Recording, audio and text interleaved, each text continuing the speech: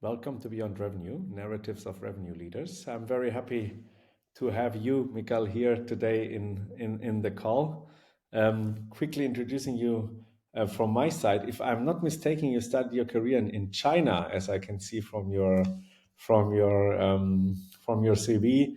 Went then quite fast into some corporates, marketing, then data. So really different kind of roles. Became co-founder very quite long. I'm not even sure if you have really exited it, but we can have a quick side note there. And then went as a CMO to AGICAP, and now our CRO of AGICAP. So I'm really happy to have you today in the show, and maybe some words from your side. So who are you, and what are your responsibilities, or was AGICAP doing, and what are your responsibilities there? Yeah. Hi everyone. Thanks for having me on the show, Michael. Mickael Jordan. I'm French. I'm 38, father of two, living in Berlin. And like I said, I had a few years of experience behind me. With quite a diverse mix of professional experience as an entrepreneur. I exited Nice. to be clear. When I joined AGICAP, I exited and sold my shares for investors, and in a completely different field in augmented reality, which led me to work in the US for a few years during this past life. And yet before I worked in data and in marketing in various startups. So I've been in tech for quite some time. And I'm now the Chief Revenue Officer and Chief Revenue and Alliance Officer of AGICAP. So AGICAP, it's the leading cash flow management platform in Europe. So we help small and medium-sized companies on the strategic topic of cash flow management to properly monitor, forecast, and manage all the cash available to give them good visibility, but most importantly, really help them with like the financial impact and strategic impact of proper cash flow management. And this we can talk about in more details. So we operate in Europe. We are launching the US as we speak, and we have over 8,000 customers Nice. and close to 600 employees. So quite a strong track record so far. Yeah, nice. And Congrats on your career so far. Very interesting, different aspects. Huh? mhm, absolutely. What would you say when looking at modern revenue leadership? How would you define it in let's say in the dynamic landscape we are operating in? What's your take there? Yeah. So I mean, I can give you the pitch that I give to the newcomers at GCAP when I present my job and in the revenue department. I mean, to me, like being a CRO, especially now, it's all about ensuring strong, predictable, cost-efficient revenue growth and retention by aligning all the teams that have an impact on revenue. And every word matters. So strong because we are in the scale-up environment in the VC game where the rule of the game is to deliver at minimum 50% annual growth. So that's like the minimum if you want to play in this field. Predictable, meaning that you understand what it takes, you understand your equation to once you define your target, you understand the different factors and elements that you need to invest and to deliver on to hit your target at the end of the month, at the end of the quarter, at the end of the year. So I think we'll talk more about predictability afterwards. And cost efficient because we are not in the game of growth at any cost anymore, as you all know. And it means that now it's become a very key competency as a CRO to be really focused on this cost efficiency aspect and understand the levers to go from inefficient to efficient growth in everything we do. And it's about acquisition, but it's also about retention, especially when we are at our stage of recurring revenue, where you start to have like a massive stock of clients and revenue. And as time goes on, you need to focus more and more on this net revenue retention game and not just a revenue growth game. Absolutely interesting, and an interesting view on it. And I think the CRO in this is in my opinion a key person aligning all the roles, but it's on the other side a quite challenging job, yeah, keeping everything in mind, because right, you need to drive growth, you need to reduce the cost or increase the efficiency, you need to align the teams, they need to work hand in hand. So when now what I think you do 2.5 years CRO, if I'm not mistaken, or almost three. I know more actually. I mean, I joined AGICAP almost 5 years ago, and during the first year I was CMO, and then I transitioned to CRO. So it's been 4 years. Fair enough. So, what are the major things you implemented? Right? What are the major growth drivers or revenue growth drivers you implement since you CRO? What did you focus on here? Well, we've done a lot, but maybe to focus on the more recent moves that I think are especially interesting during the past couple of years. We focused a lot on efficiency, on going up market, on accelerating expansion on our customer base, and I can come back on these few different elements and what we did more practically. So on the efficiency and going up market game, we really had a big refocus the past couple of years to go up market, meaning for us switching from SMB to mid market. So like companies or sweet spots, like companies with an annual revenue between 10 and a few hundred millions of euros, and to operate this move, quite a few things we had to do well.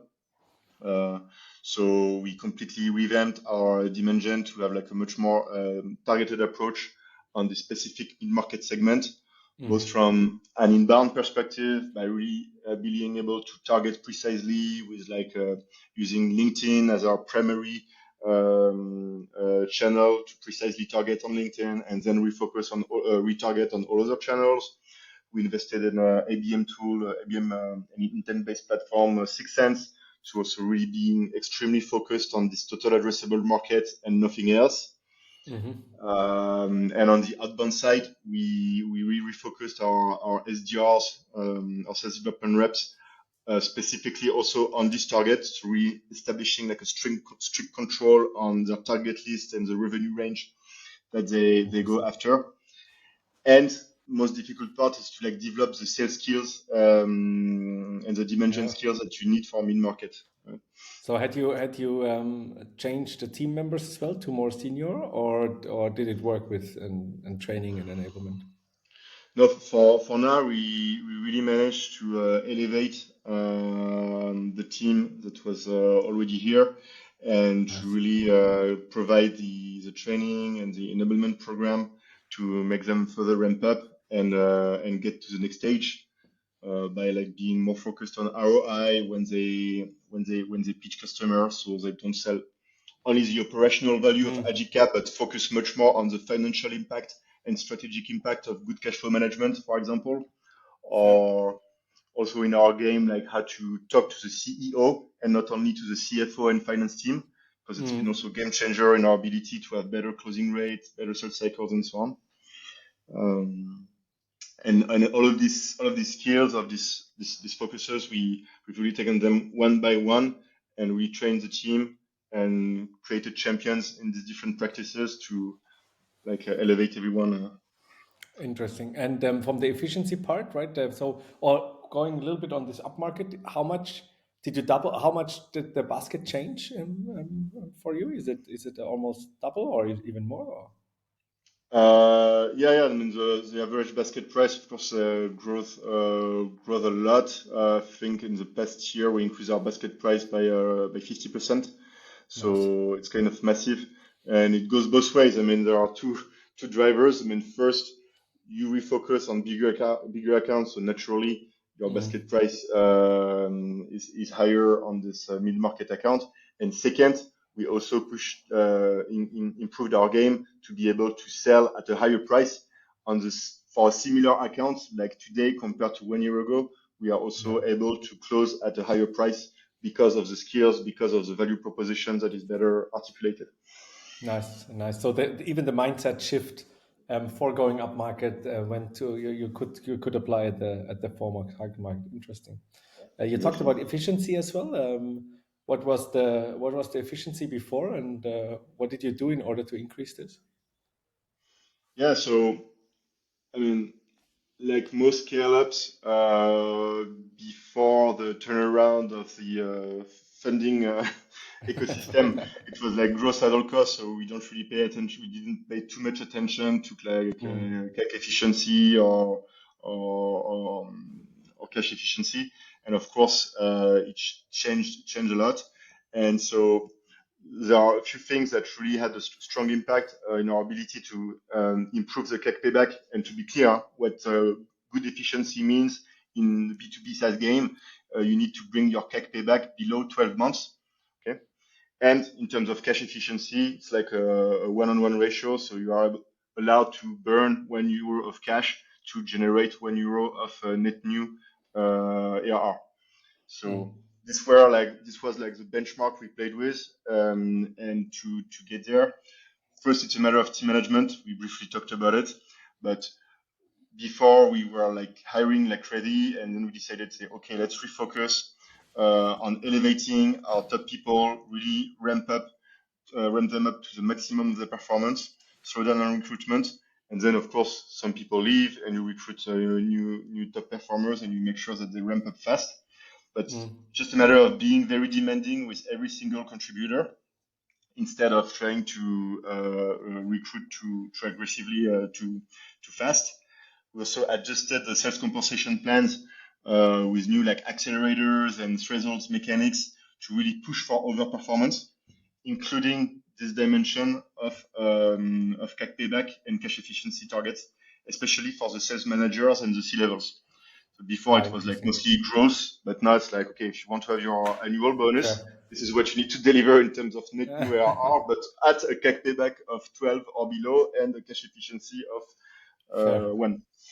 Yeah, we're trying to put in always like the OTE, right, to revenue ratio by saying, look, that's where you stand. And before we restructure, is I don't know, some companies even 1 to 2 only, right? And we say, look, let's get on the AE level or on the all growth related topics to 1 to 4, 1 to 5 in mid market, but then even push to 1 to 10 in enterprise. And let's set as Exactly. the North Star, which we want to achieve in the next 2 years. And then the hiring completely changing. The hiring Exactly. approach is completely changing because the goals are going so highly up, and so nice focus here because we don't see that too often, to be honest. Even now that the focus on efficiency is so much there. Interesting. And How did it's there in the compensation plan, but also in the way we monitor our performance on a day-to-day basis, or the way we report our performance to the entire company every month. yeah. Like every first day of the month, we have like this big meeting called the revenue meeting, where Mhm. every employee attends and we review our performance of the last month. And when I break it down, I go from growth to CAC efficiency to cost to CAC efficiency to cost. Sorry, to from growth to CAC efficiency to cash efficiency, Fair. and really and show how each country performs, to really put it on top of mind for every single person in the company. Understand. Yeah, and I think this is it's a good approach as well because right, you on the top you can have a lot of ideas, but everybody needs to understand and runs against them, right? Because changing the company towards more efficient approach is painful as well, right? Because boundaries getting closer, and everybody needs to. I always called the approach before 22. We saw a lot of free love growth teams, right? Everybody Right. just runs, yeah, and everybody in the team can do whatever they want. And now the aligned approach is there. Interesting. What was the third part? Did we cover? You said one, two. Did we cover the third initiative already? Um, oh, Not sure. I think yeah, I'll find. So let's move on a little bit. Do you think in when looking on your daily operation, what strategies do you employ to maintain high data quality within all your tools and all the roles, so you can actually work with the data and focus on forecasting and transparency? And what technology in general plays a role, or what does the technology play a role in it? Yeah, sure. I mean, so we have a solid revenue ops team first before talking about the stack and the technology that include like data analysts, data engineers. We have our CRM team managing HubSpot that we use for both CRM and marketing automation, and our CS platform as well. And I have revenue ops managers. And so altogether, they really have to align, so to make sure that when we roll out a new initiative, end to end, like we have the data coming in, the data is clean, it's real time, and it's pushed on all the right dashboards and routines. And so it's really like a game where there needs to be this constant alignment between these different people in the revenue team, along with people from the different departments, the finance team, the sales team, the marketing team, depending on the topic. In terms of stack, it's quite standard. I mean, we use Google Cloud Platform as our like data lake and Looker for the BI across the board. And in terms of interesting things we've done in the past couple of years to like get better at predictability in this environment, we've developed an in-house AI revenue forecast, AI-based revenue forecast. So it's like it goes beyond the usual forecast where you have your pipeline with different stages and you apply a probability of closing and a closing date, like kind of manually. So we use this, and we use this as our conservative forecast. But on top of this, we have developed AI-based forecast that takes into account the entire funnel, all the stages, even the leads that don't exist yet in the CRM, and it really calculates like the closing rate and the time to close based on all the perimeter.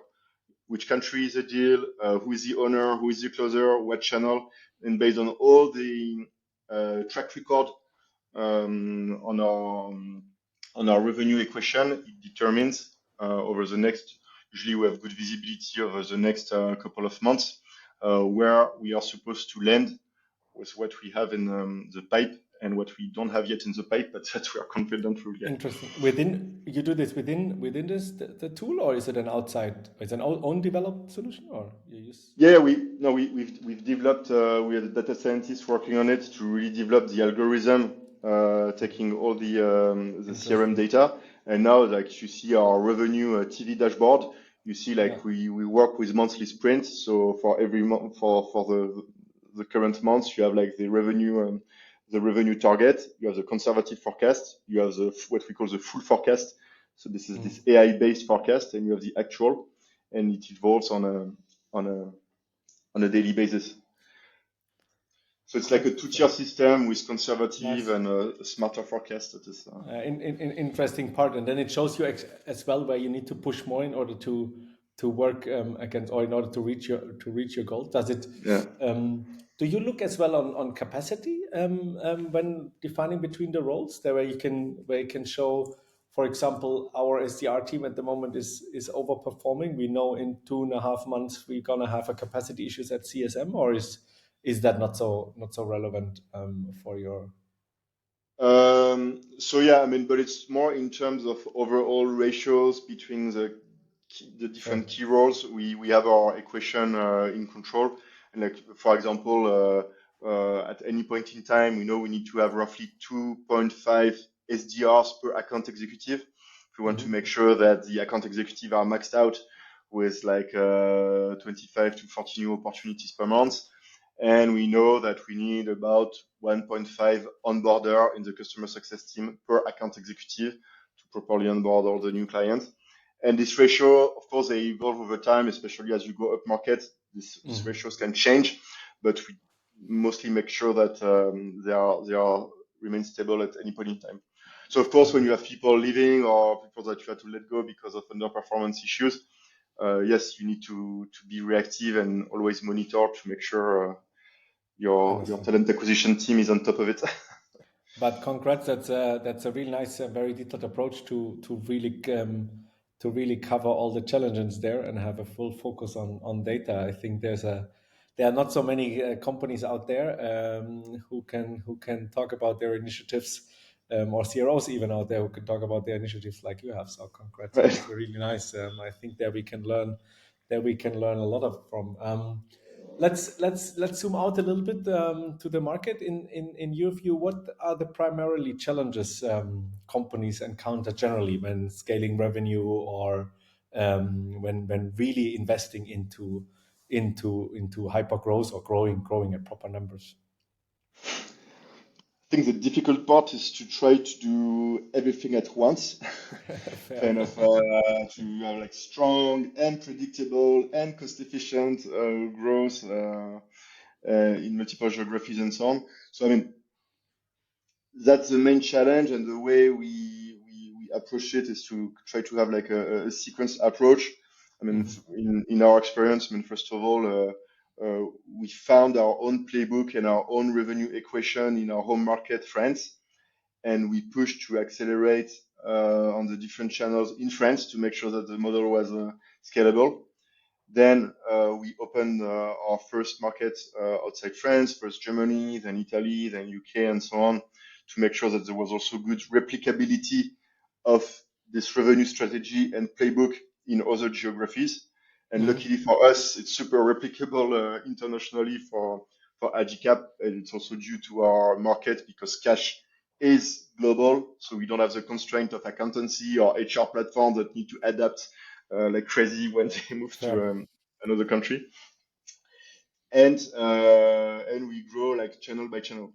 And so at this point, like, you're really focused on growing, finding your playbook and replicating it.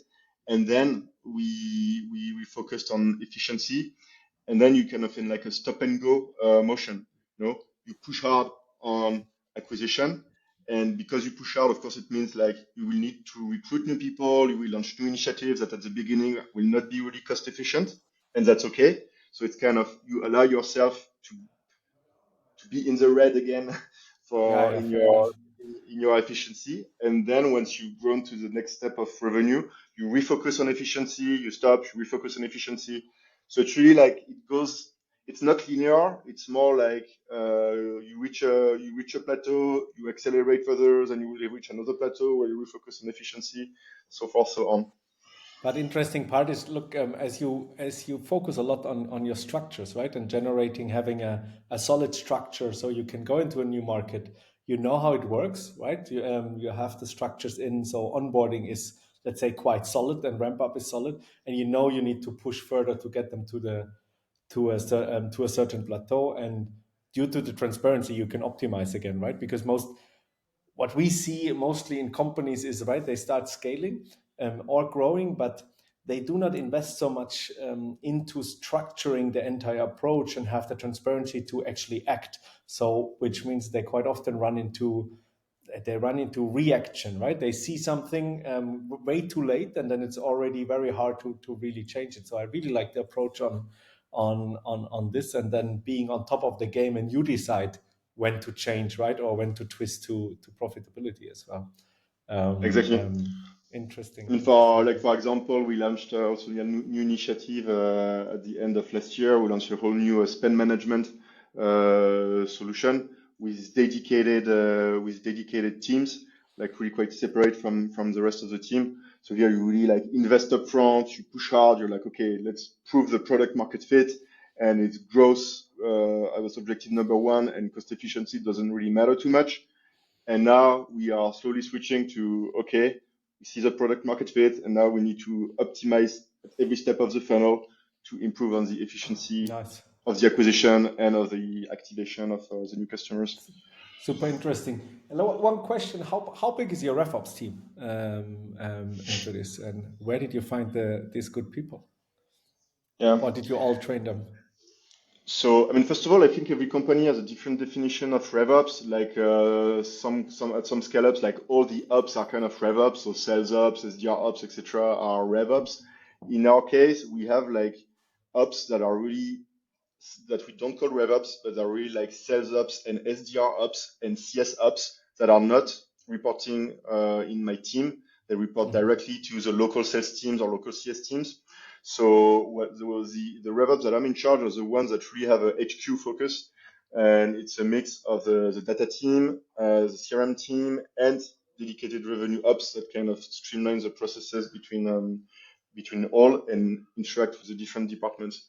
So at the moment, it's about, lost count, roughly 12 people, all included, that are in charge of It's this. a very interesting setup as well, Rick, because we see a lot of different definitions of sales or RevOps. I would say most of the time it's rather only process and a lot of system as well. And I understand RevOps a lot about go-to-market controlling, right? Do they really follow the process? Can we ensure good data quality? But then how can we use the data to actually optimize? And most companies stop when they stop at the process optimization, right? They invest into the process and they optimize the process. And we always say, look, you need a critical foundation, more or less all what you described, which is an amazing mindset. And then you use RevOps to really optimize, right? To optimize for efficiency, performance, reduction. So really interesting and amazing approach you have chosen there. And I think interesting to share. Maybe a little bit side note to the RevOps. How do you ensure that all the countries and all the teams actually listening and working with them? Is there a specific cadence you have with them, or is it pure data? Or it's quite challenging, right? That you get them somehow all the time, that they all get all teams streamlined, but still having the market adaptations. Yeah, and it's tough one, and our organization changed recently. That's also facilitated. Like before, we had a country-based organization with like country managers and sales ops dedicated to the market. Now we switched to a functional organization that is more global. That makes it also easier to communicate so now with the revenue ops team, of course, we need to present like country by country to the French, the Germans, the Italians, the Brits, so forth and on. But we now also have like people in charge of global excellence, global sales excellence, global customer success excellence that are also our key contact to make sure that they will make sure that the revenue guidelines are understood and executed correctly by all the department team in the different countries. In fact, to take a recent example, like we defined some new rules about land and expand. That is also a new game as we go up market. You try to put a foot in the door, start small, and then expand within the account. So it has a lot of implication in terms of deal ownership, who does what, in terms of variable compensation, what is a land and expand, etc., etc. So we in the revenue ops team, we benchmarked, we defined the rules, and we have like a clear playbook. And then we communicated widely to all the teams. And then it's really the local team and the local ops that are in charge to enforce it and check deal by deal that this is properly executed. Fair enough. No, but cool. Very interesting. Nice to see that how you're structured. Well, how do you structure your day and to keep up of all of this information? Is it that they support you and you just look at the numbers, or are you a lot interaction with the teams? No, I have a lot of interaction with the teams, and I don't really have like a routine within the day, but it's more like within the months where I try to end of month and beginning of month. This is the intense part on revenue management for me, where I look at the closing, the preparation of the target for the next month in alignment with all the other C levels, see if we need to readapt the strategy, set all the targets in a Google Sheet that then pushes the data to Looker, etc. So end of month and beginning of month are really focused on closing, preparation of the next month, and communicating the performance to the entire team with the revenue meeting. And And then like, I have my like a more like weekly routine where we agree on the sprint for the months to come. Okay, let's work on this and this topic. For example, at the moment, I'm quite heavily involved into partner operations because we are accelerating on the partner channel, and there are a lot of things to update in the CRM, in the way we monitor our revenue with partners, commissions, referral, resellers, etc., etc. And we work closely with the team on a weekly basis to step by step adjust the architecture, adjust our cadences and our routines to make it happen. So there are some things I do every month, but then every month is also slightly different with some specific projects, some specific flavor. Sometimes it's more on the marketing side, sometimes it's more on the partner side, or the sales side that I will be more involved and spend most of my time. Which is why being a CRO is a great job, because you have to understand and touch to a lot of different areas of the business. But always keep it in harmony. So maybe that's a good conclusion, a metaphor that I use with the newcomer, that the CRO is kind of a conductor's job, you know, where you have a different like musicians and talent. No, plays a revenue symphony. Yeah, and I think it's a very challenging job because you need to keep it in harmony. Otherwise, it gets into quite fast into real trouble. But which comes actually to my next question is, if you could offer one piece of advice to another CRO, yeah, and with all your experience and all the things we discussed, what would it be? What would you tell them? Well, so two things. First of all, growth that is not efficient and cash efficient has no value in the current game. So fix your efficiency problem first and accelerate growth later. If you're at the stage where you think like you have a good growth and you're wondering if you should accelerate or fix your efficiency metric, fix your efficiency metric, because really like growth with that is inefficient has no value. And second, and it's more an interesting tip I got myself from experienced CROs when I transitioned from CMO to CRO. I talked to some experienced CROs at other scale-ups, and some of them came from a sales background, some of them come from a marketing background, and what it takes is to be good at both. So if you're more like into sales, take the time to really get better in marketing and demand gen and vice versa. And I would say on top of this, you also need to be good in data. All right.